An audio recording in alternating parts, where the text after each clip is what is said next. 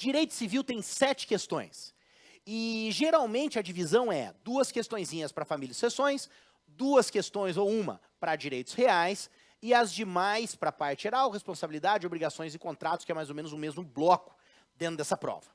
Quem dá essa última parte, inclusive, é a professora Andréia, que vocês vão ver agora 50 minutos com essa extraordinária professora, com um tema bastante relevante para a tua prova do OAB.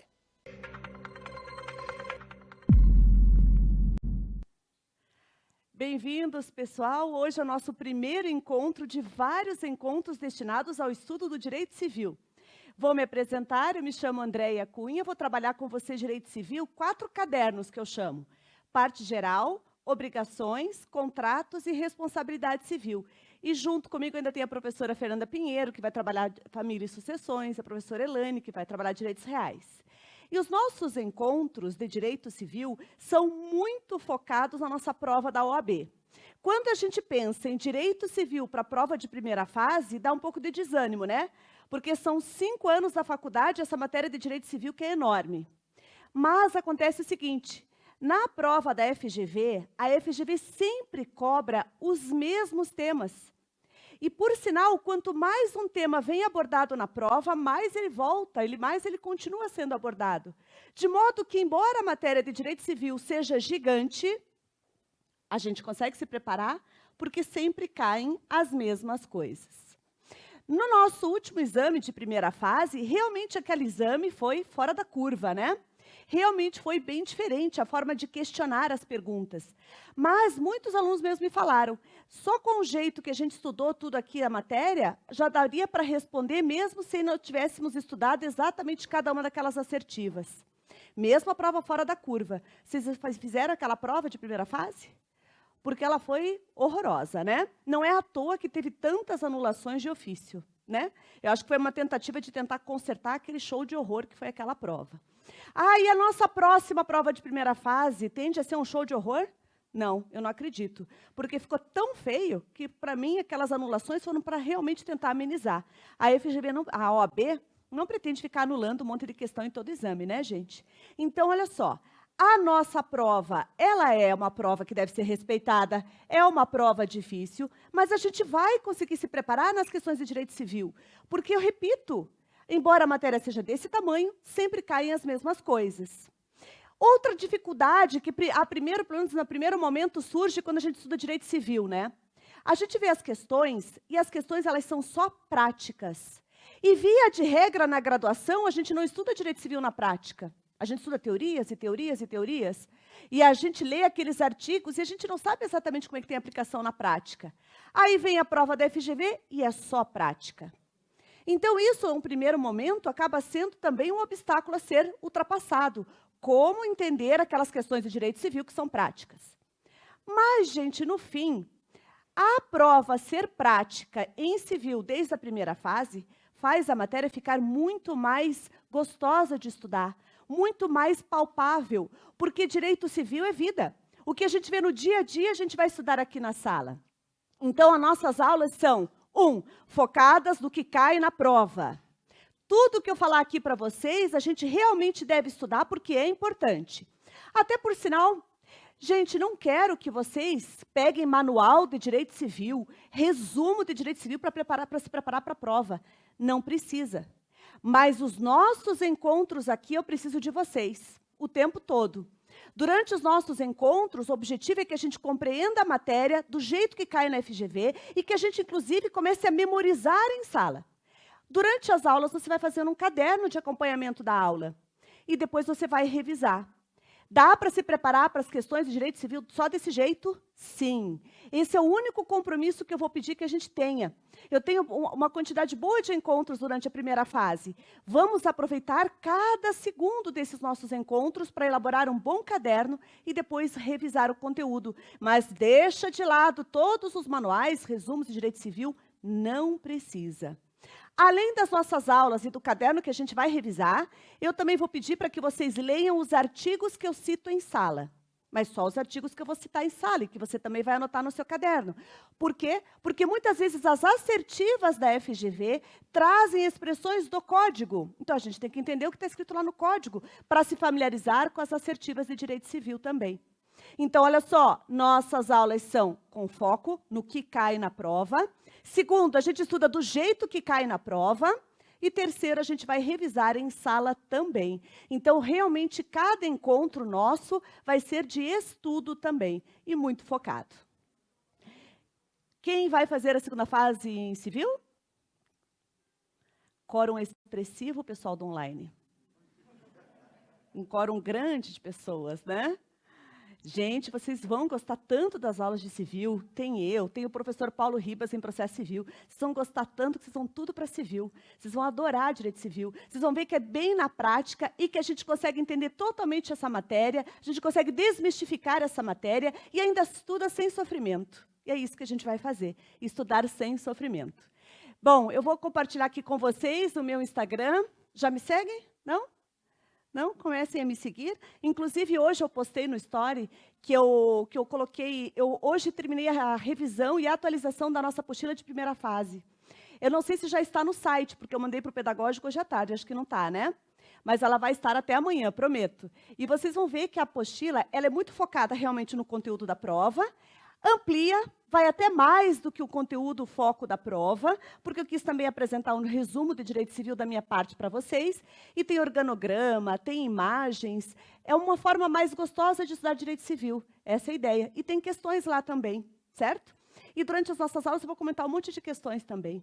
Ou seja, hoje a gente dá o nosso primeiro passo para estudar a nossa matéria de direito civil, o nosso primeiro passo para você dizer para mim, quando sair da prova de primeira fase, que você foi aprovado tendo gabaritado as questões de direito civil. E sim, isso é possível, isso vai acontecer. Vamos, inclusive, com muita energia positiva, gente, porque sim, vocês fizeram uma ótima opção de fazer a nossa preparação aqui. Saibam que o tempo todo vocês terão aliados, nós professores com vocês, a gente vai lá de braços dados, mãos dadas, para trilhar esse caminho. E qualquer dificuldade que vocês tenham, venham compartilhar com a gente, porque a gente vai trazer para vocês, junto com a matéria, também o acolhimento. Sintam-se acolhidos. Aqui no curso, essa é a nossa ideia, essa é a nossa intenção. Quando eu preparei essa apostila hoje, foi com muito carinho mesmo, foi pensando em como seria confortável para vocês estudar a matéria a partir daquele material. E assim vai ser em cada um dos nossos encontros, tá? Então, bem-vindos e vamos lá, vamos começar com parte geral do direito civil. Vamos começar com o artigo 1º do Código Civil. O artigo 1º do Código Civil diz para nós que toda pessoa é sujeito de direitos e deveres no ordenamento jurídico. Sujeito de direitos e deveres. Que pessoa o artigo 1º está se referindo? Está se referindo tanto à pessoa física, pessoa natural, quanto à pessoa jurídica. Pessoa jurídica também tem direitos e deveres. Mas o que o Código Civil quer dizer também é que os animais não são sujeitos de direito. Existe projeto de lei querendo colocar os animais como sujeitos de direito, mas esse projeto de lei ainda não foi aprovado. No direito civil, os animais são enquadrados como bens móveis, dentro da categoria de semoventes. Mas o direito civil, ao colocar os animais como bens móveis, permite maus tratos aos animais? Não. O direito civil colocar como bens móveis permite que a gente tenha atos de crueldade com os animais? Não. Pessoal, a nossa Constituição, lá no artigo 225, já veda maus tratos aos animais. O direito civil, quando ele diz que o animal é bem móvel, dentro da categoria de semoventes, é para permitir que uma pessoa seja proprietária de um bem móvel, animal. Então, quantas pessoas, né, aqui na sala mesmo, quantos de nós temos cachorro, gato? Não temos? Nós somos donos desses animais. E olha como o direito civil vê. Se a cadelinha de alguém, né, a cadelinha, tem uma cadelinha, ela tem filhotes, pertencem ao dono da cadelinha? Pertencem, né? O direito civil faz isso para dizer o quê? Que como a cadelinha é um bem móvel, os frutos deste bem, que são os filhotes, também pertencem ao dono. É para permitir, inclusive, compra e venda de animais. Você já deve também conhecer alguém que tem um cachorrinho, tem filhotes e vende os filhotinhos, né? É só por isso que o direito civil coloca como bem imóvel. E a prova da FGV vai trazer questões envolvendo venda de animais? Sim, para dizer exatamente isso. A quem pertencem os frutos, que são os filhotes? A OAB vai colocar em termos práticos a situação do animal. E claro, quando a gente for estudar o contrato de compra e venda, a gente vai voltar a falar sobre a situação jurídica dos animais. Mas saibam, por enquanto, nesse nosso primeiro encontro, animais são bens móveis, mas isso não faz com que se permita maus tratos e autos de crueldade aos animais. Vamos prosseguir. Artigo 2º do Código Civil diz: o início da personalidade se dá com o nascimento com vida. O início da personalidade se dá com o nascimento com vida. Dito de outro jeito, o bebê concebido e ainda no ventre da mãe, ou seja, o nascituro, ele não é pessoa, porque ele ainda não saiu da barriga, ele ainda não nasceu com vida. Mas quando o artigo 2º fala, o início da personalidade se dá com o nascimento com vida, mas fala assim, mas se resguardam os direitos do nascituro. Gente, o nascituro é sujeito de direitos. O nascituro é sujeito de direitos. Ele pode não ser enquadrado na letra literal do artigo 2º, pode não ser enquadrado como pessoa, mas ele é sujeito de direitos. E quando a gente estuda essa matéria, geralmente no primeiro semestre da faculdade, o professor, a professora traz as teorias que vão explicar a situação jurídica do nascituro. Não sei nem se vocês lembram. Era a teoria natalista, condicionalista, concepcionista. A nossa prova da OAB é prática, ela não vai perguntar a teoria. O que a FGV vai nos perguntar é o que significa o nascituro ser sujeito de direitos. O que significa na prática? Significa que o nascituro tem direitos. Ele é um sujeito de direitos, ele tem direitos. O nascituro tem direito à assistência pré-natal. O Estatuto da Criança e do Adolescente confere assistência pré-natal. Tem direito à proteção à sua imagem. Já viram clínicas de ecografia, assim, que tem a imagem do bebê na barriga da mãe? Tem proteção à imagem. Tem direito à saúde. Tem direitos, inclusive, alimentos gravídicos. A doutrina comenta que a lei de alimentos gravídicos, ela permite que a mãe grávida peça alimentos ao pai, para ajudar nas despesas da gestação. Mas a lei de alimentos diz, quando o nascituro nascer, converte automaticamente para alimentos ao bebê. Isso leva a doutrina a dizer que, embora seja a mãe grávida quem pede alimentos gravídicos, esses alimentos são para o nascituro. Então, o nascituro tem direito, inclusive, a alimentos gravídicos. Nascituro tem, inclusive, direito à proteção à sua honra. E tem direito, inclusive, à indenização por danos morais. FGV, OAB. A prova dizia que uma mulher num programa de televisão fala para o seu marido, parabéns, meu amor, você vai ser pai. O marido fica feliz? Não. Ele diz imediatamente que ele é estéril, que ele não pode ser pai. Imagina eu lendo essa questão, gente, pensando o quê? Casos de família na FGV, né? Gente, e aí a prova continuava dizendo que o marido passa a ofender a esposa e a ofender o bebê na barriga. FGV pergunta, a esposa tem direito a ser indenizada pelos danos morais sofridos no programa? Sim. E o nascituro tem direito a ser indenizado pelos danos morais sofridos ainda no ventre da mãe? Sim. Esse é o efeito prático do nascituro. Nascituro é sujeito de direitos. Ainda prosseguindo, vamos lá para o artigo 5º. O artigo 5º do Código Civil diz, em regra, a maioridade civil é atingida com 18 anos. Agora, é possível, excepcionalmente, antecipar essa maioridade civil? Sim, né? É o Instituto da emancipação.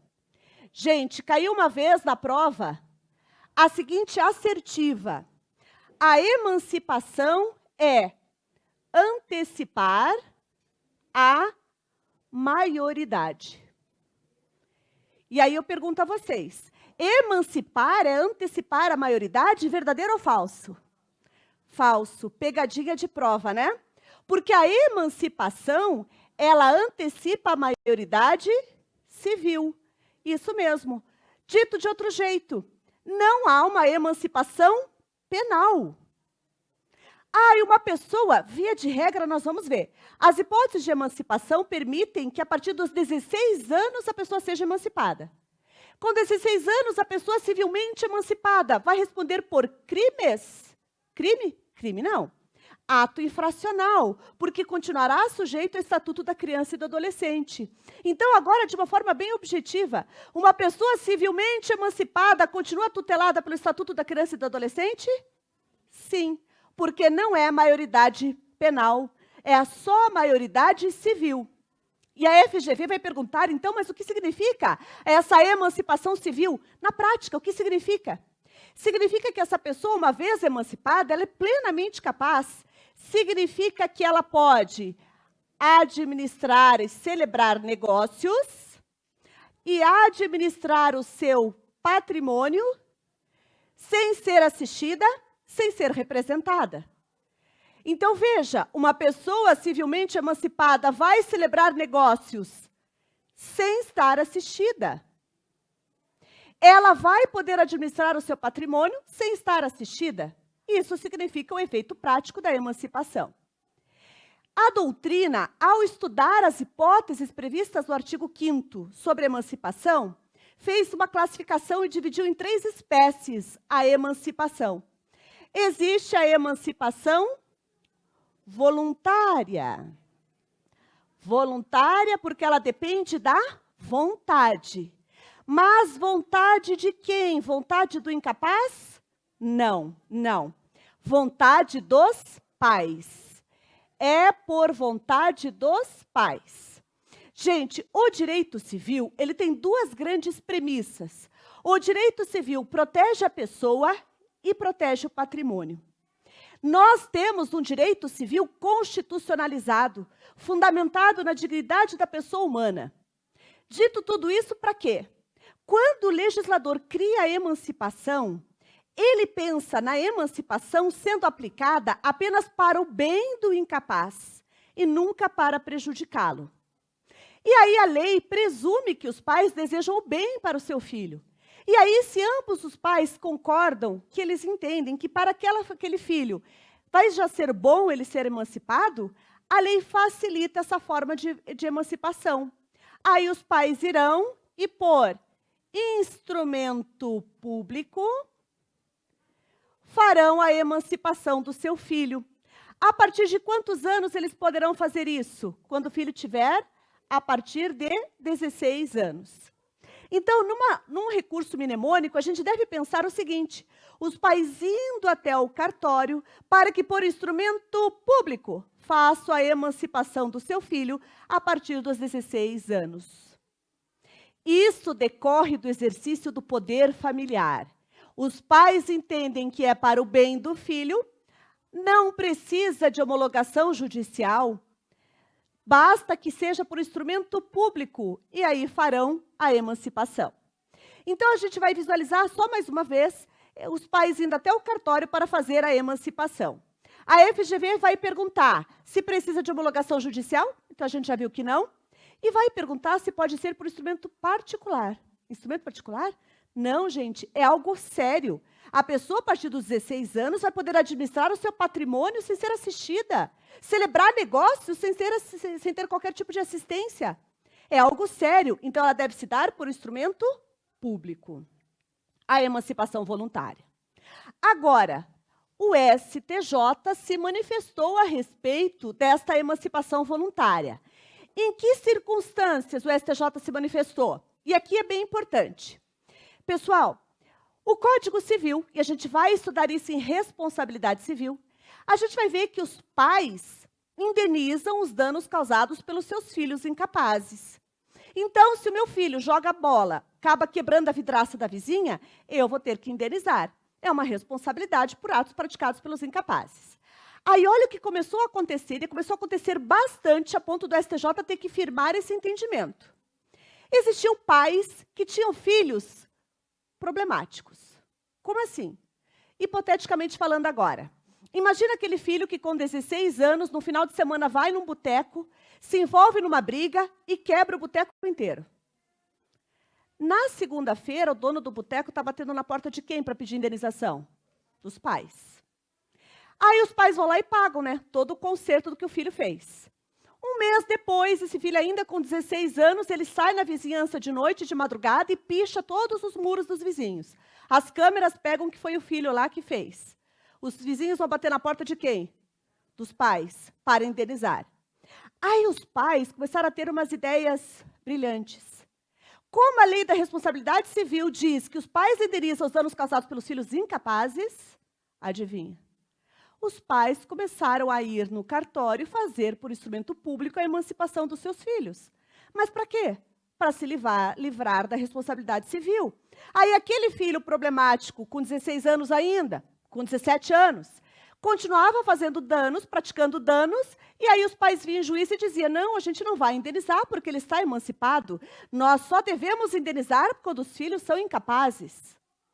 E um monte de demanda começou a chegar no STJ via recurso, né? Aí o STJ disse, peraí.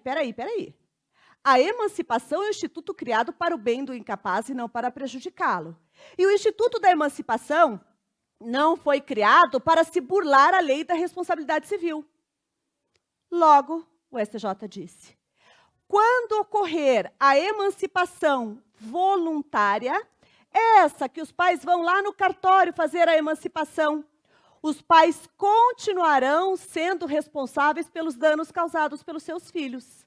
Eles continuarão respondendo nos termos do artigo 932 e 933 do Código Civil. Então, olha só, pais, não se utilizem da emancipação voluntária para tentar burlar a lei da responsabilidade civil. Vocês continuarão tendo que indenizar os danos causados pelos seus filhos. Até quando? Até efetivamente o filho atingir 18 anos. Ah, por quê? Porque com 18 anos, a lei já teria emancipado ele, né? Aí sim, os pais não precisarão mais indenizar os danos causados pelos seus filhos. Então, continua incidindo a responsabilidade civil dos pais por danos causados pelo seu filho, se ele foi emancipado de forma voluntária. É importante a gente entender esse raciocínio. Por quê? Porque os pais só continuam sendo responsáveis nessa hipótese de emancipação. Nessa hipótese aqui. Então, olha só, visualiza. Os pais foram no cartório emancipar o seu filho para não ter que indenizar os danos que ele causava. O STJ disse, não, isso não pode. Entendemos? Agora, nas demais hipóteses, os pais continuarão sendo responsáveis? Não. Então, veja por que o STJ construiu esse raciocínio. Para não burlar a lei da responsabilidade civil. Beleza. Essa é a primeira espécie de emancipação. A outra emancipação é a emancipação legal. Não, desculpa. Judicial primeiro. Emancipação judicial. Essa, como o nome aponta, deve ser movida uma demanda. Esta vai precisar de uma sentença do juiz. Quando? Quando o tutor quiser emancipar o tutelado. A partir de que idade é possível? A partir também dos 16 anos. Aqui, a lei não presume que o tutor quer o bem do tutelado. Não presume automaticamente. Então, precisará que o tutor mova uma ação e ele vai, o tutor, ter que explicar para o juiz por que é para o bem do tutelado a sua emancipação. E a prova da FGV pergunta até quem vai ser ouvido. Quem vai ser ouvido vai ser o tutor. Ouvido o tutor. Imagine o tutor, ouvido o tutor, explicando ao juiz por que é para o bem do tutelado a sua emancipação. dizendo que o tutelado já tem discernimento, dizendo que o tutelado vai livremente poder administrar seu patrimônio e celebrar negócios e que não precisa de nenhuma assistência. Vai ter que justificar isso ao juiz. E aí o juiz se convencendo que é para o bem do tutelado, por sentença, fará a emancipação. Emancipação judicial. A terceira e última hipótese de emancipação é a emancipação legal. Alguém perguntou?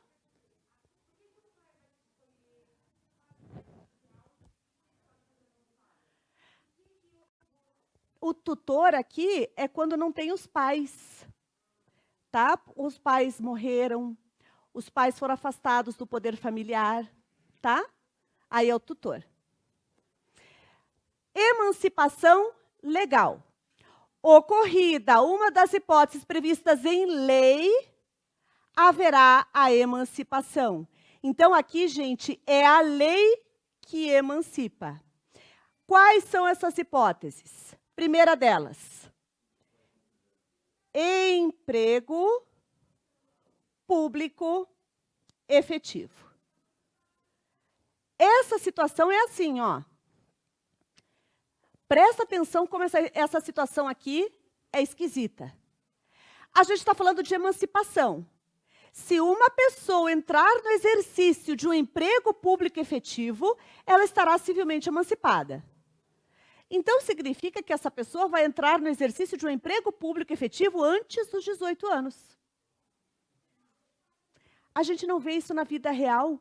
Qual a idade mínima que tem se exigido para concurso público? 18. Agora, gente, continuou no Código. A doutrina, ela diz o seguinte, que no projeto do Código Civil, a maioridade civil estava prevista para 21 anos. E aí, quando eles reduziram para 18, eles esqueceram de arrumar essa parte aqui. Entenderam a ideia? Mas a FGV, ela abstrai que não acontece isso na vida real e nos pergunta. Então, a gente tem que trabalhar hipoteticamente com a hipótese de uma pessoa se inscrever num concurso, ser aprovada num concurso, e quando ela entrar no exercício de um emprego público efetivo, ela estará civilmente emancipada. A outra hipótese é economia própria. Ah, mas como assim economia própria? Na verdade, para que a economia própria gere a emancipação, na verdade, são 3 fatores. Economia própria, que decorre do trabalho do incapaz. Trabalho em que sentido? Trabalho porque é uma relação de emprego, trabalho porque ele tem um estabelecimento civil ou comercial, mas como fruto do trabalho dele, tem economia própria.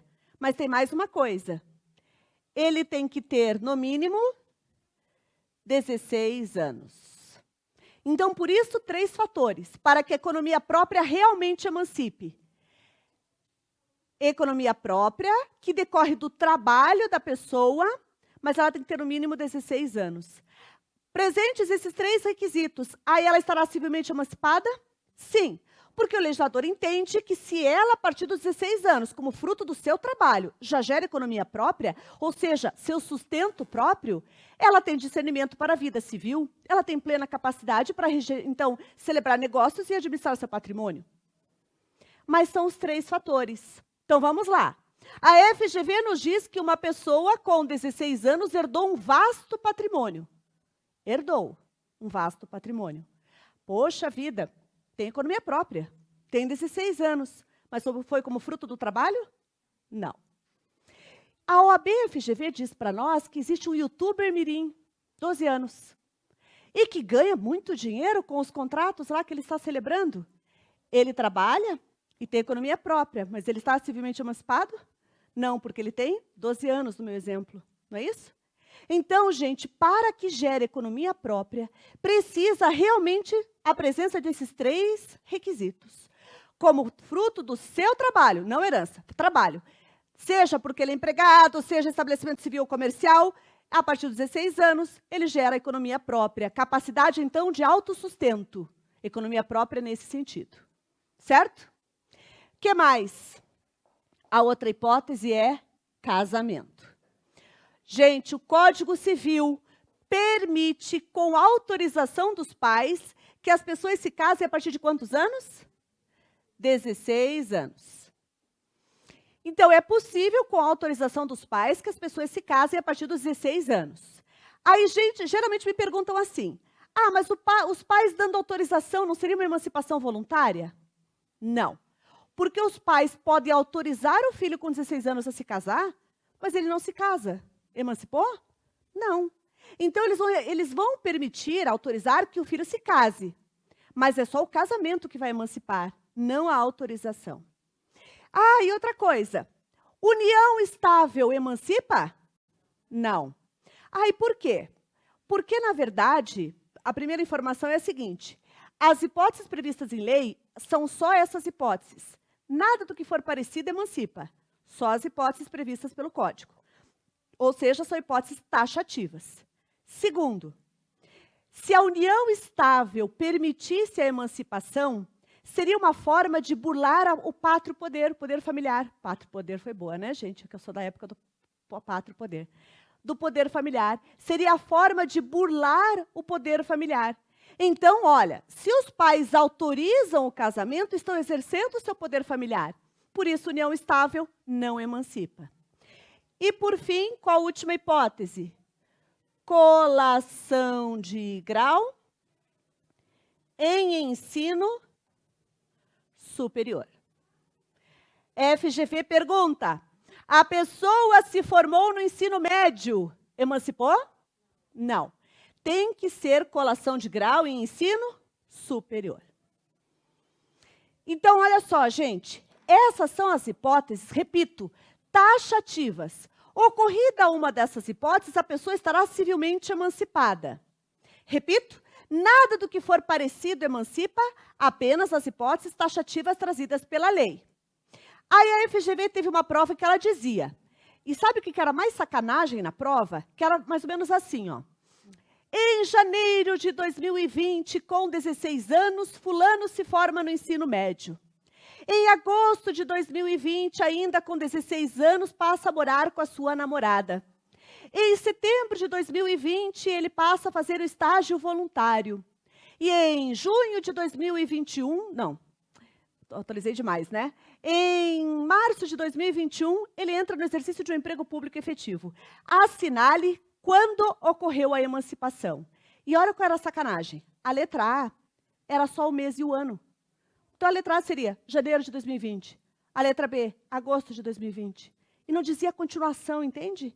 Obrigando a gente a voltar para o enunciado e ler com calma novamente. Ou seja, a FGV fez aquela questão para a gente ficar um tempão lá naquela questão. Não é isso? E aí, qual era? Vamos lá. Ensino médio, emancipou? Ensino médio? Não. Morar com a sua namorada, emancipou? Não. Que é a união estável, né? Não. O que mais dizia? Estágio voluntário?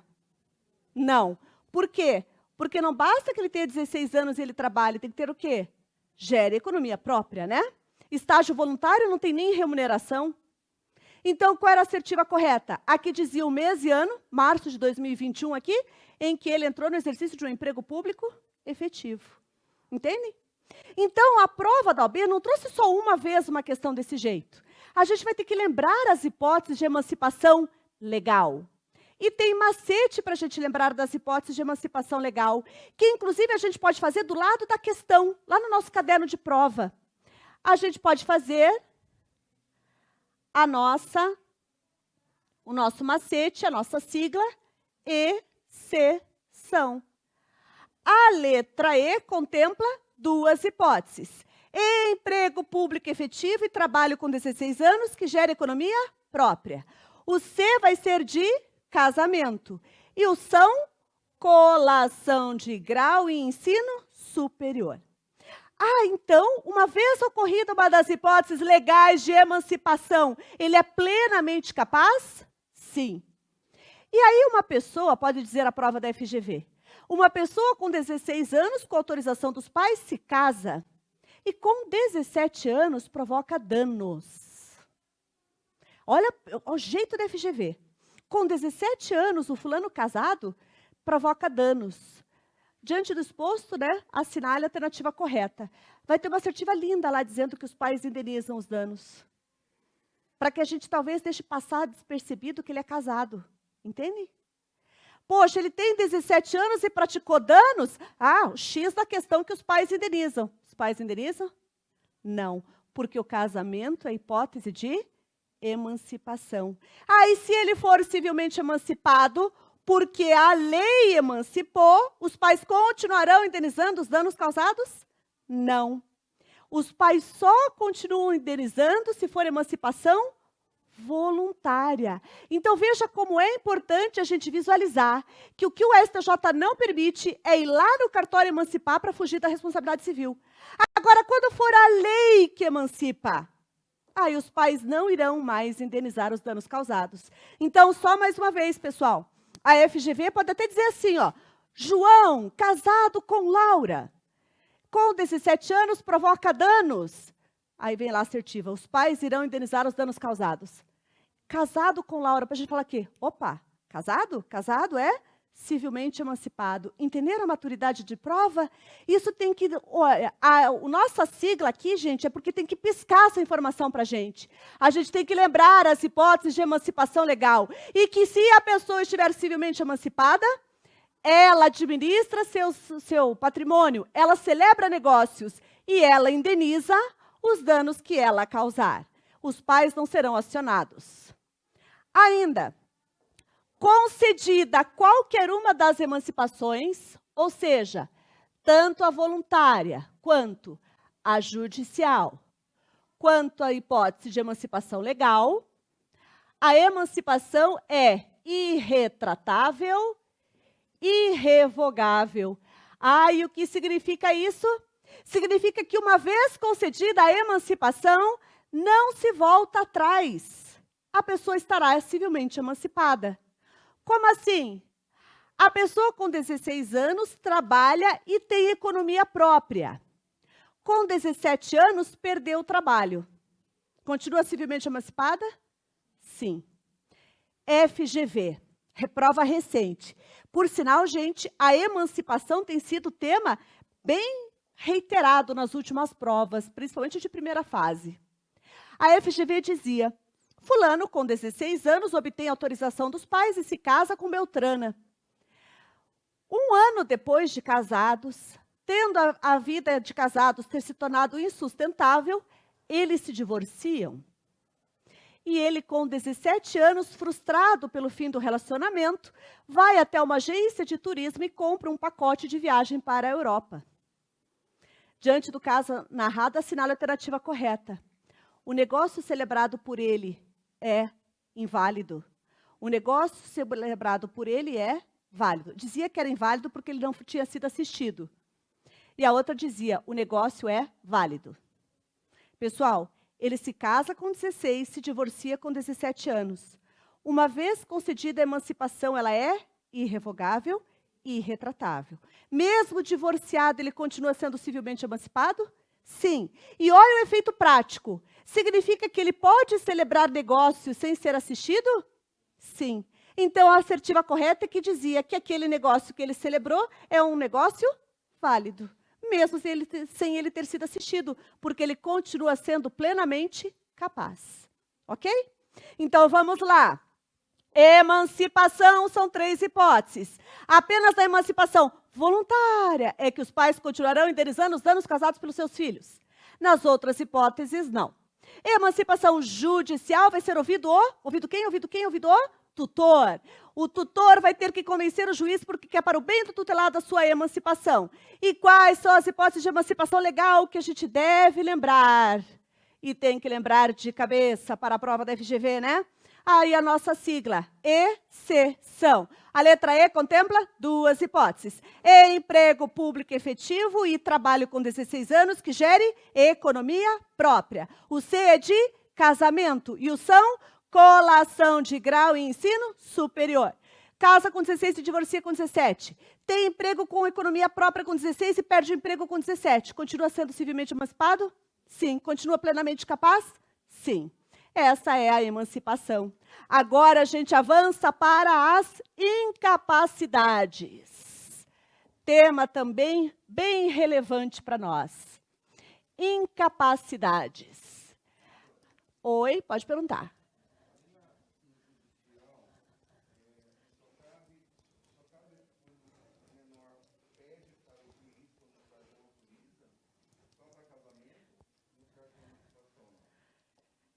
Desculpa, você pode repetir? Como assim o menor pede?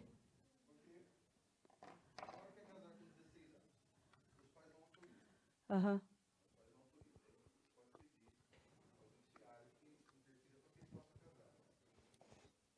O juiz vai ter que analisar, porque isso não pode ser burlar o poder familiar, né?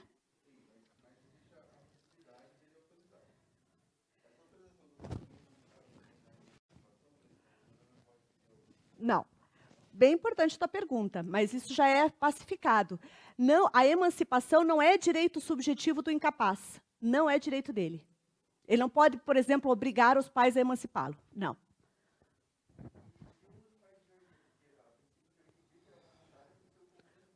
Uhum.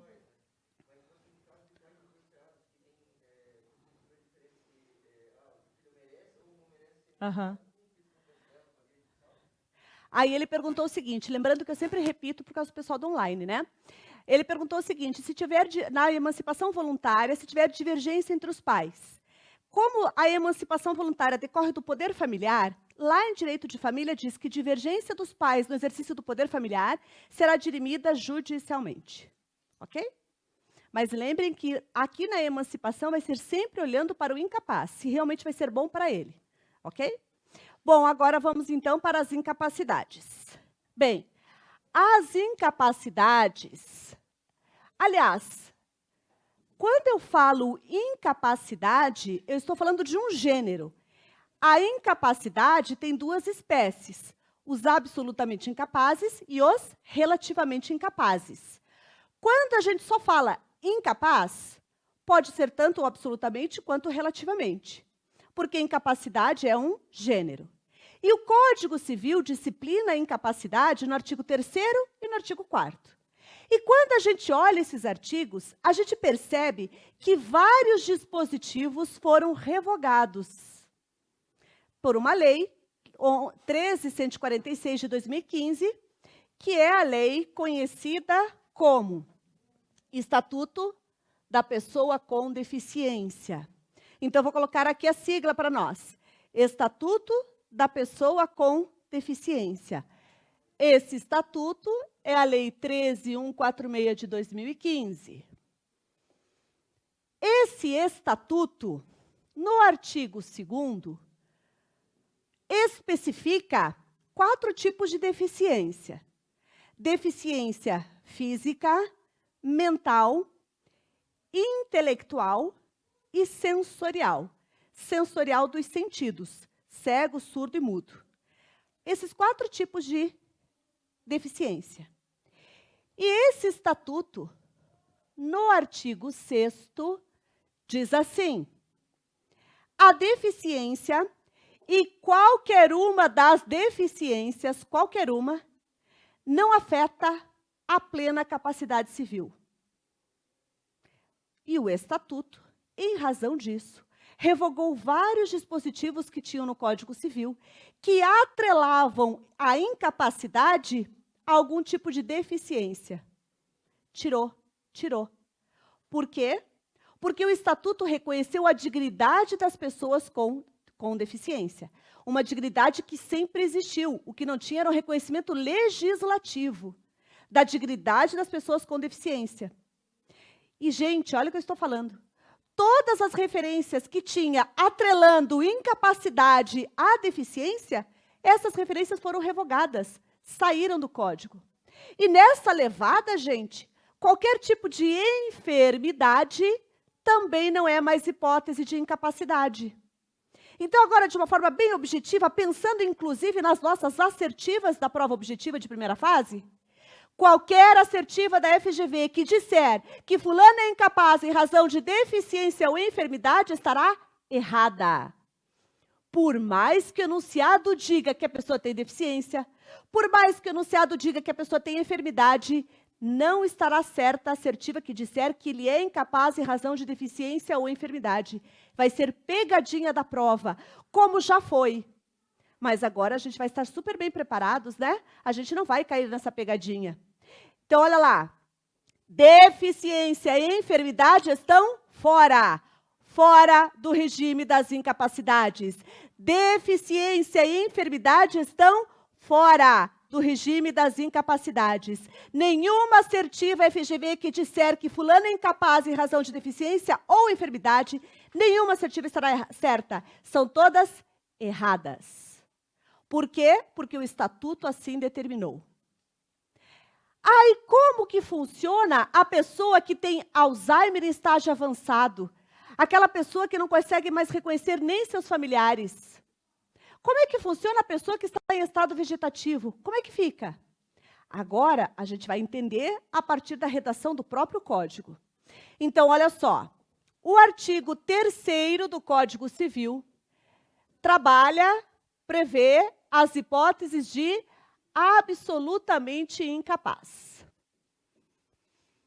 Quem são os absolutamente incapazes? E atenção, esse artigo tinha vários incisos, não tem mais.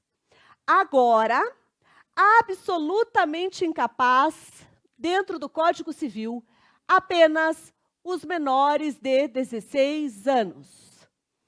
Absolutamente incapazes, apenas os menores de 16 anos. Só. Então, agora eu já vou dizer de outro jeito. Uma pessoa em estado vegetativo será enquadrada absolutamente incapaz? Não. Que esquisito, né? Pessoal, quando o estatuto foi publicado, ele teve uma vacácio, que se eu não estou enganada, foram de 6 meses. A doutrina ficou empolvorosa. Falou, como assim? Como é que vai ser? A gente já vai resolver, né? A gente já vai entender como é que vai ser. Mas atenção, eu posso dizer que uma pessoa em estado vegetativo é absolutamente incapaz? Não. A menos que ela tenha menos de 16 anos. Entenderam? Porque absolutamente incapaz apenas os menores de 16 anos. E a FGV tem uma característica. Quando ela pergunta sobre as incapacidades, na mesma questão, ela pergunta sobre as invalidades. Como assim? Bom, quando eu falo invalidade, eu estou dizendo de outro jeito que alguma coisa não é válida, entenderam? Invalidade significa que não é válido, beleza? E dentro do direito civil, existe a invalidade como um gênero, e essa invalidade tem 2 espécies. Tem os negócios que serão tidos como nulos, e outros negócios que serão tidos como anuláveis. Então, olha só. A FGV pergunta, na mesma questão, se o fulano é incapaz e qual incapacidade, e se aquele negócio que ele celebrou é nulo ou é anulável.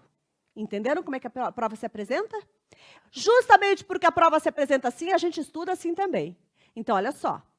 Negócios celebrados por absolutamente incapazes, que são apenas os menores de 16 anos. Esses negócios vão ser nulos, conforme artigo 166, inciso 1º do Código Civil. São negócios nulos. E olha só, gente, quando o legislador diz que um negócio é nulo, olha o termo do legislador, nulo, estragado, viciado, nulo. Sabe o que significa? Que ofende interesse público, que é um vício super grave, e de tão grave, não tem nem prazo para que seja reconhecida a nulidade. Como assim? Ah, foi celebrado um negócio por uma pessoa quando ela tinha 15 anos, e ela não estava representada pelos seus pais. Já tem 10 anos que ela celebrou esse negócio. Continua sendo nulo? Sim. Não tem prazo para deixar de ser nulo, vai ser sempre nulo. Não tem prazo para o juiz reconhecer a nulidade. Não, ela vai ser eternamente nula, porque ofende interesse público. Ah, e como que o Código Civil diz que não tem prazo? Diz lá no artigo 69. E olha, como eu falei para vocês, vamos ler os artigos mencionados em sala. O artigo 69 diz assim, o negócio jurídico nulo não convalesce pelo decurso do tempo. Convalescer fica bom. Não fica bom pelo decurso do tempo. Não fica bom porque passou muito tempo. Significa, continua sendo nulo. Não convalesce pelo decurso do tempo. Continua sendo nulo. Quando é nulo, é algo muito grave. Lembrem pelo nome, nulo, nulo. Negócio celebrado por absolutamente incapaz vai ser nulo. Se ele ter sido representado, ele vai ser esse negócio nulo. Não convalesce pelo decurso do tempo. Aula fantástica da Andréia, né, gente? E vocês vão ver, o time de professores do jurídico é todo sensacional. Se você achar que é o momento de você iniciar um preparatório, te esperamos no cursojurídico.com com calendários, mentoria, todo mundo pronto para te atender e a gente ir junto para a tua aprovação agora no exame 33.